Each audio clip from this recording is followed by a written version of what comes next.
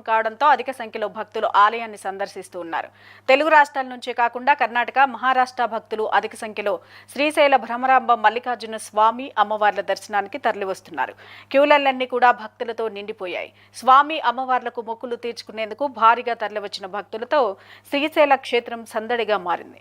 భక్తులు వేకువజామున నుంచే పాతాళ గంగలో పుణ్య స్నానాలు ఆచరించి భ్రమరాంబ మల్లికార్జున స్వామి దర్శనార్థమై క్యూలైన్లలో బార్లు తీరారు. స్వామి అమ్మవార్ల దర్శనానికి సుమారుగా 4 గంటల సమయం పడుతోంది.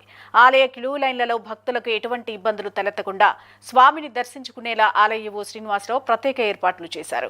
దర్శనార్థమై క్యూలైన్లు కంపార్ట్మెంట్లలో ఉన్న భక్తులకు అల్పాహారంతో పాటు బిస్కెట్లు అందిస్తూ ఉన్నారు.